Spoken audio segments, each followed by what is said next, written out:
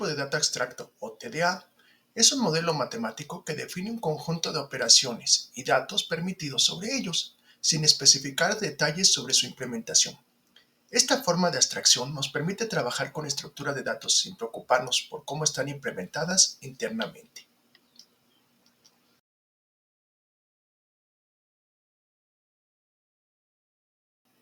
Antes de empezar con la parte de la programación, es necesario retomar qué es la abstracción. La abstracción se puede definir como la supresión intencionada u ocultación de algunos detalles de un proceso o artefacto, en donde cada detalle se muestra de cierta manera. Es decir, si mencionamos el ejemplo del gato, una persona está pensando en la parte física, el pelaje, el tamaño, mientras que la otra persona está pensando en los huesos y órganos internos. En resumen, se puede mencionar que la abstracción en programación es un concepto clave en la programación orientada a objetos, que nos permite simplificar el mundo real en procesos comprensibles. Por ejemplo, nosotros diseñamos una interfaz y solamente definimos los procedimientos y las funciones. Al vincular la abstracción y la programación, se puede mencionar que es una técnica que reduce la complejidad de los sistemas de software, permitiendo un diseño e implementación más eficientes, y algunas de sus ventajas son: ayuda a evitar escribir código de bajo nivel, evita duplicar código y aumenta la reusabilidad, y ayuda a aumentar la seguridad de la aplicación o el programa. Una vez definido qué es la programación y la abstracción, lo siguiente es definir qué son los tipos de datos abstractos, o TDA. Un TDA es un modelo matemático que define un conjunto de valores y las operaciones que se pueden realizar sobre ellos. Los tipos de datos abstractos se definen en términos de sus operaciones y sus restricciones. Algunos ejemplos son: por ejemplo, pantalla define qué tipo de pantalla y las operaciones que se pueden hacer sobre ella, por ejemplo, escribir y leer. Otro ejemplo sería diccionario, define un tipo diccionario en donde que vamos a tener una clave y un valor y las operaciones como valor, insertar en nuevas entradas.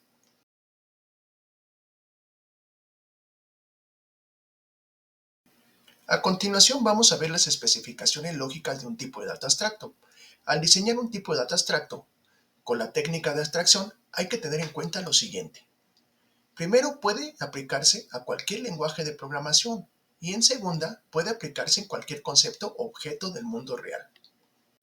Ahora, los pasos que deben de considerarse para definir un tipo de dato abstracto son: primero, definir el dominio de la estructura, es decir, el nombre principal de la interfase. Segundo, definir todos los elementos que componen esta estructura, como son variables y procedimientos. Y tercero, definir el tipo de organización que guardará los elementos. Puede ser lineal, jerárquica, red o sin relación. Y el siguiente paso es definir las operaciones de las estructuras: el nombre de la estructura, una breve descripción, los datos de entrada y salida, las precondiciones y las poscondiciones que debe de cumplir. Si vemos el ejemplo, tenemos la clase principal, tiene una interfase, un paquete con el procedimiento y el tipo, y así sucesivamente hasta armar toda la estructura. A continuación, vamos a realizar un ejemplo de cómo sería un tipo de dato abstracto de un auto. Primer paso, hay que definir el dominio de la estructura, es decir, definir el nombre de la interfase, que consiste en definir la o las estructuras de datos necesarias para almacenar los tipos de datos que componen al auto. Y en este caso tendríamos que preguntarnos qué datos representan un auto, cuáles me sirven según mi problema a resolver y qué tipo de dato es más apropiado para cada uno de ellos. Una vez definido el dominio, lo siguiente es definir las operaciones básicas. Y algunas de ellas son: inicializar el auto, colocar valores por defecto en cada una de sus especificaciones, cargar y modificar el auto y mostrar el auto, en donde vamos a obtener todos los datos del auto utilizando valores y procedimientos. Y por último, hay que definir las operaciones adicionales o solicitadas, en donde tenemos que definir cuáles son las funciones necesarias para calcular y operar cada una de las estructuras que compone al auto. Pues si vemos el ejemplo, tenemos el objeto auto, sus atributos son color verde, año 2000, y es una transmisión de tipo automática. Sin embargo, tenemos valores encapsulados como son el caucho, el chasis y el motor, y algunas funciones básicas como son el encendido, la aceleración y el apagado.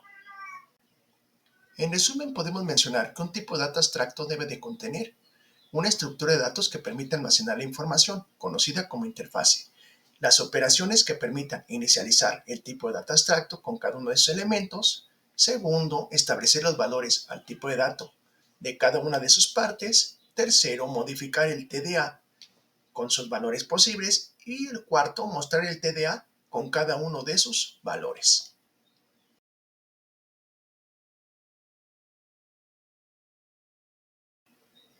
Antes de empezar a programar un tipo de data abstracto es necesario tomar en cuenta las siguientes consideraciones generales. La primera, utiliza datos. Un TDA puede tener un único tipo exportado o un solo interfaz. La segunda, utiliza parámetros. Los parámetros son de tipo simples, enteros, booleanos, char, string o exportado y son variables o constantes. Y la tercera, utiliza una implementación en donde se van a definir todos los procedimientos y funciones y operaciones que pueden ser de lectura o escritura. Al programar el TDA hay que considerar que solo se pueden aplicar las variables del tipo exportado y las operaciones definidas en la interfaz, ya que éstas se deben de incluir en la asignación y comparación en caso de ser necesarias.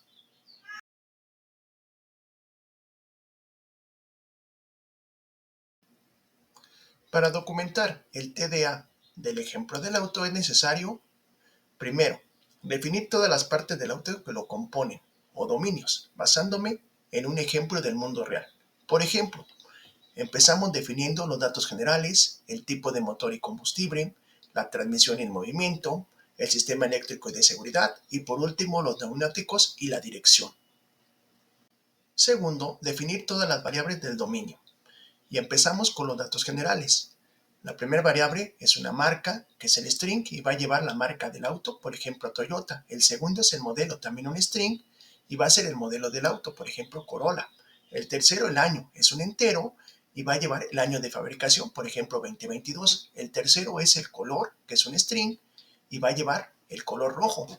El cuarto es el kilometraje, que es un entero, y va a llevar los kilómetros recorridos.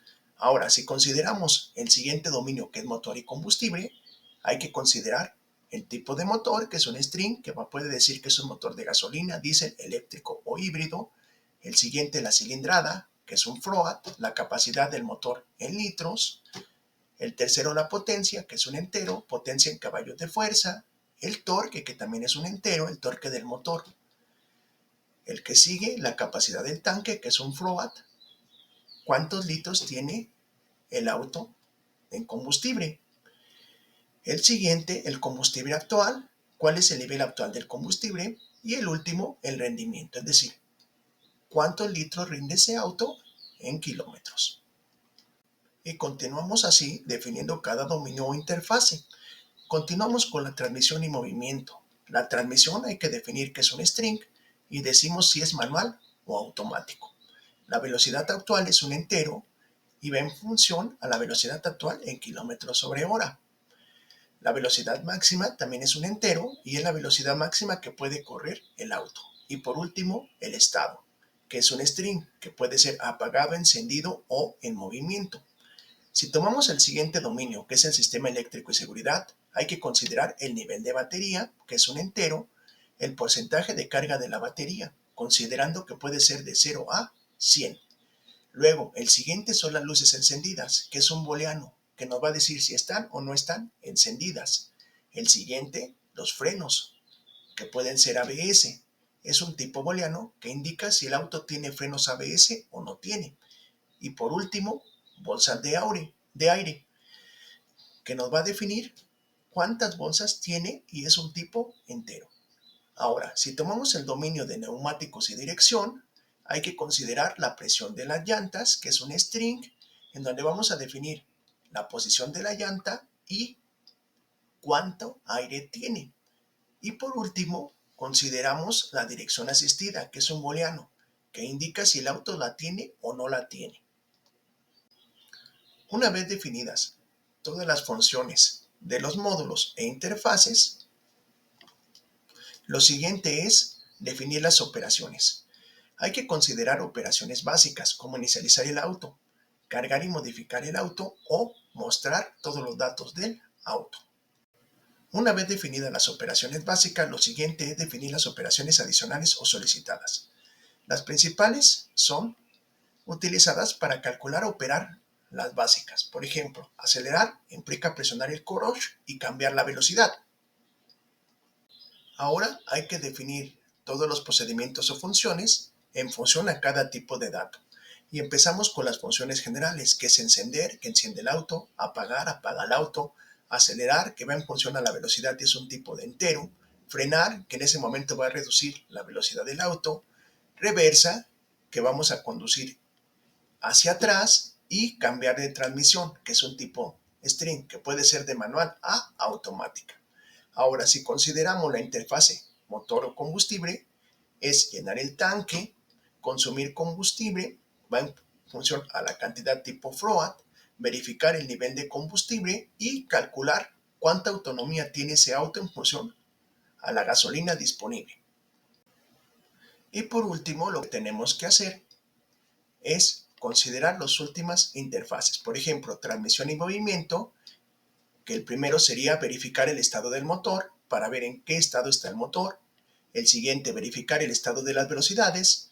Si regresamos a la interfaz de sistema eléctrico y seguridad, es encender luces, apagar luces, verificar la batería, activar frenos ABS, desplegar las bolsas de aire en caso de un accidente. Y por último, si consideramos la interfaz neumáticos y dirección, los procedimientos que tendríamos que considerar son verificar la presión de cada llanta y inflar cada una de las llantas en función a su posición. Una vez que tenemos todas las interfaces definidas, sus procedimientos y funciones, lo siguiente es convertir esta información a un diagrama de clase, en donde ¿qué vamos a hacer? La clase principal o interfase se le va a poner el título, que es la primera sección. La segunda sección son todas las variables que definimos y la tercera sección son todos los procedimientos. Y así sucesivamente hasta cumplir cada una de las interfaces definidas.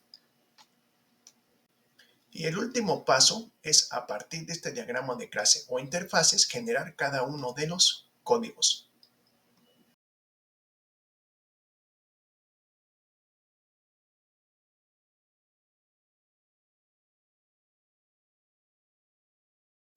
En este video aprenderás de manera breve qué es un tipo de dato abstracto, cómo se puede realizar su representación en UML y sobre todo cómo lo pueden implementar en un lenguaje de programación. Espero que les sea de ayuda en sus próximas asignaturas. Por su atención, gracias.